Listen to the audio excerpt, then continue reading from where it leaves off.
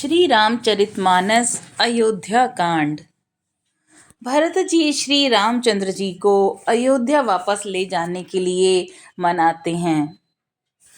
आगे सुरगन सहित सभय सुर राजू सोचहि चाहत होन अकाजू बनत उपाय करत कछु नाही राम सरन सबगे मन माही। देवगणों सहित देवराज इंद्र भयभीत होकर सोचने लगे कि अब बना बनाया काम बिगड़ना ही चाहता है, कुछ उपाय करते नहीं बनता। तब वे मन ही मन श्री राम जी की शरण गए।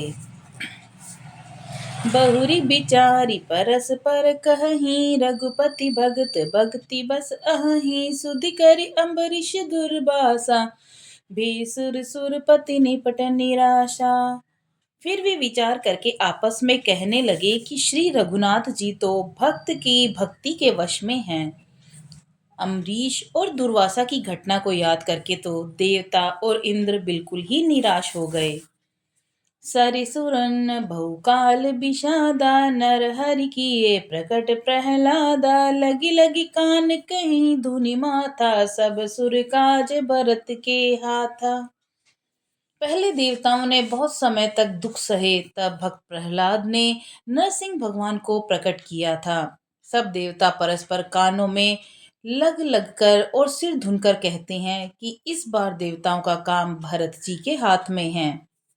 आन उपाओ न देखई देवा मानत राम सुसेवक सेवा हिय सपेम सुमिरहु सब भरत ही निज गुणशील राम बस करते।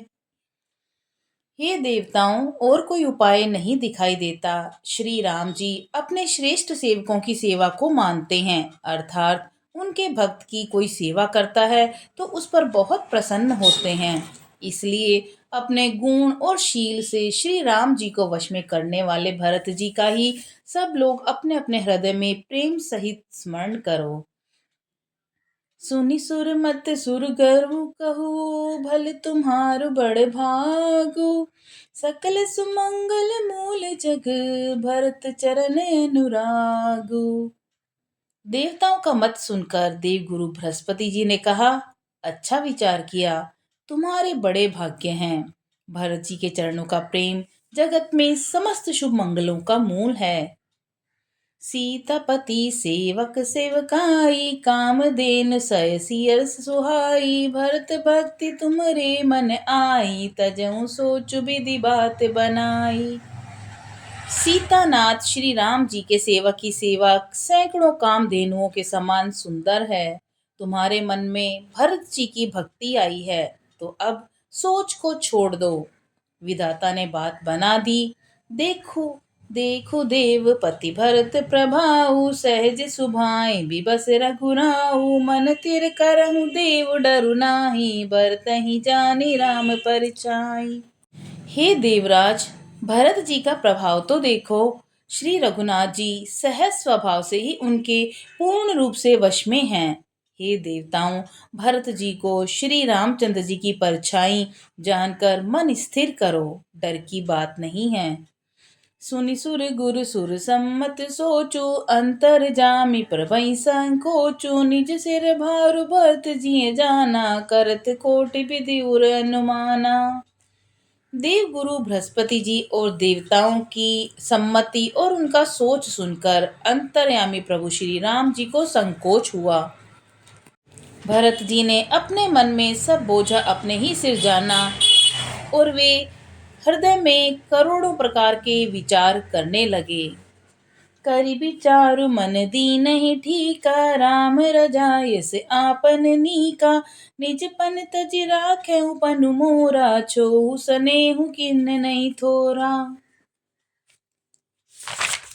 सब तरह से विचार करके अंत में उन्होंने मन में यह निश्चय किया कि श्री राम जी की आज्ञा में ही अपना कल्याण है। उन्होंने अपना प्रण छोड़कर मेरा प्रण रखा। यह कुछ कम कृपा और स्नेह नहीं किया। कीन अनुग्रह अमित अति सब विधि सीता नाथ करि प्रणाम बोले भरतु जोरी जलज जुग हाथ। श्री जानकीनाथ जी ने सब प्रकार से मुझ पर अत्यंत अपार अनुग्रह किया। तदंतर भरत जी दोनों कर कमलों को जोड़कर प्रणाम करके बोले, कहूँ कहावो आप स्वामी, कृपा अम्बु निधि अंतर जामी, गुरु प्रसन्न साहिब अनुकूला, मिट्टी मलिन मन कल्पित सूला। हे स्वामी, हे कृपा के समुद्र, हे अंतर्यामी, मैं अधिक क्या कहूँ और क्या कहाऊँ। गुरु महाराज को प्रसन्न और स्वामी को अनुकूल जानकर मेरे मलिन मन की कल्पित पीड़ा मिट गई है। आप डर डरे न सोच समूले, रबहि न दो सुदेव दिसि भूले, मोर अभागु मातु कुटिलाई, विधिगति विषम काल कठिनाई। मैं मिथ्या डर से ही डर गया था, मेरे सोच की जड़ ही न थी। दिशा भूल जाने पर हे देव, सूर्य का दोष नहीं है, मेरा दुर्भाग्य माता की कुटिलता, विधाता की टेढ़ी चाल और काल की कठिनता है।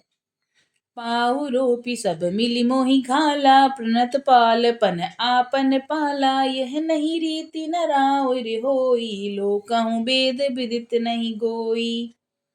इन सब ने मिलकर पैर रोप कर मुझे नष्ट कर दिया, परंतु शरणागत के रक्षक आपने अपना प्रण निभाया और मुझे बचा लिया। यह आपकी कोई नई रीति नहीं है, यह लोक और वेदों में प्रकट है, छिपी हुई नहीं है। जगु अन बल भल एक गोसाई, कहीं होई भल कासु भलाई, देव देव तरु सरिस सुभाऊ, सनमुख विमुख न काहुई काऊ। सारा जगत पूरा करने वाला हो, किंतु हे स्वामी, केवल एक आप ही भले अनुकूल हों, तो फिर कहिए किसकी भलाई से भला हो सकता है। हे देव, आपका स्वभाव कल्प वृक्ष के समान है, वह न कभी किसी के अनुकूल है न प्रतिकूल। जाई निकट पहिचानि तरु, छाह समनि सब सोच, मांगत अभिमत पाव जग, राउ रंकु भल पोच। उस कल्प वृक्ष को पहचान कर जो उसके पास आया, तो उसकी छाया ही सारी चिंताओं का नाश करने वाली है। राजा, रंक, भले बुरे, जगत में सभी उससे मांगते ही मनचाही वस्तु पाते हैं। लखी सब विधि गुरु स्वामी सनेहु, मिटऊ क्षोभ नहीं मन संदेहु, अब करुणा कर की जय सोई, जनहित प्रभु चित क्षोभ न होई। गुरु और स्वामी का सब प्रकार से स्नेह देखकर मेरा शोभ मिट गया, मन में कुछ भी संदेह नहीं रहा।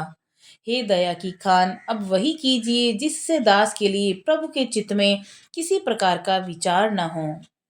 जो सेवकु साहिब ही सकोची, निज हित चही तासुमति पोची, सेवक हित साहिब सेवकाई, करे सकल सुख लोभ बिहाई। जो सेवक स्वामी को संकोच में डालकर अपना भला चाहता है, उसकी बुद्धि नीच है। सेवक का हित तो इसी में है कि वह समस्त सुखों और लोभों को छोड़कर स्वामी की ही सेवा करें। स्वार्थुनाथ फिरें सब ही का, किए रजाई कोटि विधुनी का, यह स्वार्थ परमार्थ सारू, सकल सुखत फल सुगति सिंगारू। हे नाथ, आपके लौटने में सभी का स्वार्थ है और आपकी आज्ञा पालन करने में करोड़ों प्रकार से कल्याण है। यही स्वार्थ और परमार्थ का सार है और समस्त पुण्यों का फल और संपूर्ण शुभ गतियों का श्रृंगार है। देव एक बिनती सुन मोरी, उचित होई तस करब बहोरी, तिलक समाज साजी सबुआना, करई सुफल प्रभु जो मनुमाना। हे देव, आप मेरी एक विनती सुनकर फिर जैसा उचित हो वैसा ही कीजिए। राज तिलक की सब सामग्री सजाकर लाई गई है, जो प्रभु का मन माने उसे सफल कीजिए। सानुज पठई मोहि बन, की जय सबई सनाथ, नतरु फिरई बंधु दो, नाथ चलऊं मैं साथ। छोटे भाई शत्रुघ्न समेत मुझे वन में भेज दीजिए, अयोध्या लौटकर आप सबको सनाथ कीजिए। नहीं तो किसी तरह भी यदि आप अयोध्या जाने को तैयार न हो, तो हे नाथ, लक्ष्मण और शत्रुघ्न दोनों भाइयों को लौटा दीजिए और मैं आपके साथ चलूं। नतरु जाहि बन तीनहु भाई, बहुरी सिए सहित रघुराई, जेहि विधि प्रभु प्रसन्न मन होई, करुणा सागर की जय सोई। अथवा हम तीनों भाई वन में चले जाएं और हे श्री रघुनाथ जी, आप सीता जी सहित अयोध्या को लौट जाइए। हे दया के सागर, जिस प्रकार से प्रभु का मन प्रसन्न हो वही कीजिए। देव दीन सब मोहि अभारू, मोरे नीति न धर्म विचारू, केहूँ वचन सब स्वार्थ हेतु, रहत न आदत के चित चेतु। हे देव, आपने सारा भार मुझ पर रख दिया, पर मुझ में न तो नीति का विचार है न धर्म का। मैं तो अपने स्वार्थ के लिए सब बातें कह रहा हूँ। दुखी मनुष्य के लिए चित्त में विवेक नहीं रहता। उतरु देई सुनि स्वामी रजाई, सो सेवक लखि लाज लजाई। अब मैं अवगुण उदधि अगाधु, स्वामी सने सराहत साधु। स्वामी की आज्ञा सुनकर जो उत्तर दे, ऐसे सेवक को देखकर लज्जा भी लजा जाती है।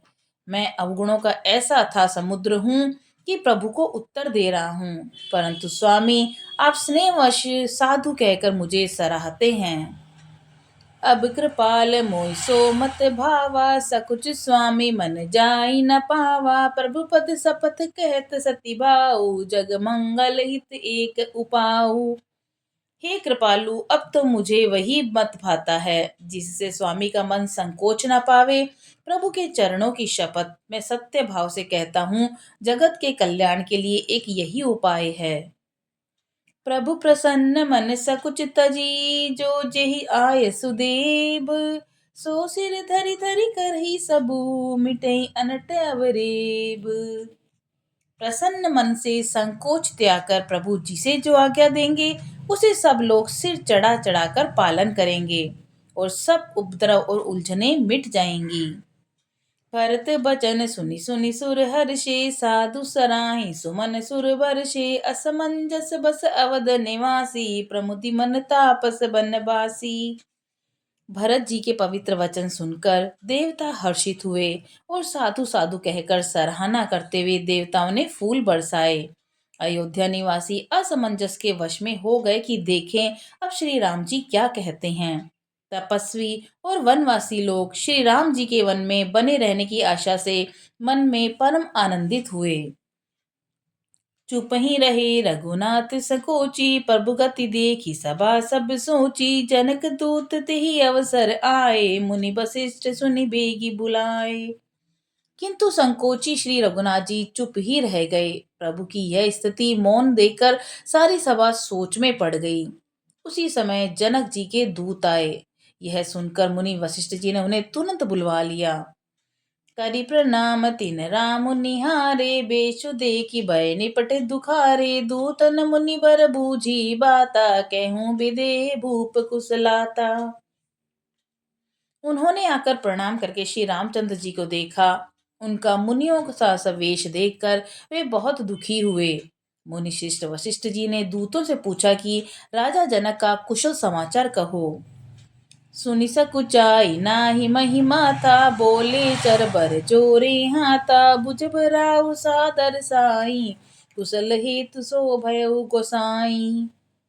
यह मुनि का कुशल प्रश्न सुनकर सकुचाकर पृथ्वी पर मस्तक नवाकर वे श्रेष्ठ दूत हाथ जोड़कर बोले, हे स्वामी, आपका आदर के साथ पूछना यही है गोसाई, कुशल का कारण हो गया।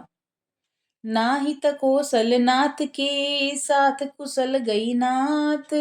मिथिला अवध विशेष ते, जगु सब भयो अनाथ। नहीं तो हे नाथ, कुशल क्षेम तो सब कौशल नाथ दशरथ जी के साथ ही चली गई। उनके चले जाने से यूं तो सारा जगत ही अनाथ हो गया, किंतु मिथिला और अवध से विशेष रूप से अनाथ हो गए। कौशलपति गति सुनि जन कोरा, बे सब लोक शोक बस बोरा। जेहि देखे तेहि समय विदेहु, नामु सत्य अस लाग न केहू। अयोध्या नाथ की गति दशरथ जी का मरण सुनकर जनकपुर वासी सभी लोग शोकवश बावले हो गए। उस समय जिन्होंने विदेह को शोकमग्न देखा, उनमें से किसी को ऐसा न लगा कि उन्होंने देहाभिमान रहित नाम सत्य है, क्योंकि देहाभिमान से शून्य पुरुष को शोक कैसा। रानी को चाली सुनत नर पालही, सूजन कछु जसवनि बिनु ब्यालही। भरत राज रघुबर बन बासु, बा मिथिल सही सहृदय हरासु। रानी की कुचाल सुनकर राजा जनक जी को कुछ सूझना पड़ा, जैसे मणि के बिना सांप को नहीं सूझता। फिर भरत जी को राज्य और श्री रामचंद्र जी को वनवास सुनकर मिथिलेश्वर जग जनक जी के हृदय में बड़ा दुख हुआ। नृप बूझे बुध सचिव समाजु, कहूँ विचारी उचित का आजू। समुझ अवध असमंजस दो, चलई की रही न कह कछु को। राजा ने विद्वानों और मंत्रियों के समाज से पूछा कि विचार कर कहिए, आज इस समय क्या करना उचित है। अयोध्या की दशा समझकर, दोनों प्रकार से असमंजस जानकर चलिए या रहिए, किसी ने कुछ नहीं कहा। नपहि धरी धरी हृदय विचारी, पठै अवध चतुर चरचारी। बूझि भरत सती भाऊ कुभाऊ, आयु बेगी नहीं होई लखाऊ। जब किसी ने कोई सम्मति नहीं दी, तब राजा ने धीरज धर हृदय में विचार कर गुप्तचर अयोध्या को भेजे और उनसे कह दिया कि तुम लोग श्री राम जी के प्रति भरत जी के अच्छे भाव प्रेम और बुरा भाव विरोध का पता लगाकर जल्दी लौट आना, किसी को तुम्हारा पता न लगने पावे। गए अवध चर भरत गति, बूझि देखी करतूती। चले चित्रकूट ही भरतू, चार चले तिरतूती। गुप्तचर अवध को गए और भरत जी का ढंग जानकर उनकी करनी देकर जैसे ही भरत जी चित्रकूट को चले, वे मिथिला को चल दिए। दूतन आई भरत के करनी, जनक समाज जथा मति बरनी। सुनि गुर परिजन सचिव महीपति, बे सब सोच सनय बिकलती। दूतों ने आकर राजा जनक जी की सभा में भरत जी की करनी का अपने बुद्धि के अनुसार वर्णन किया। उसे सुनकर गुरु कुटुंबी मंत्री राजा सभी सोच और स्नेह से अत्यंत व्याकुल हो गए। धरि धीरज करि भरत बढ़ाई, लिए सुबट साहनी बुलाई। घरपुर देश राखी रखवारे, है गए रथ बहु जान संवारे। फिर जनक जी ने धीरज धरकर और भरत जी की बड़ाई करके अच्छे योद्धाओं और साहनियों को बुलाया। घर नगर और देश में रक्षसों को रखकर घोड़े आदि बहुत सी सवारियां सजवाईं। दुगरी साधी चले तत्काला, किए बार विश्राम उन मग मही पाला। भो नहीं आज नहाई प्रयागा, चले जमन उतरन सबुलागा।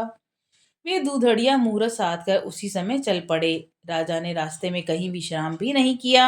आज ही सवेरे प्रयागराज में स्नान करके चले हैं, जब सब लोग यमुना जी उतरने लगे।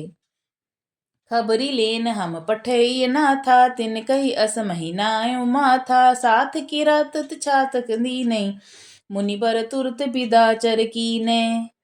तब हे नाथ, हमें खबर लेने को भेजा। उन्होंने दूतों से ऐसा कहकर पृथ्वी पर सिर नवाया।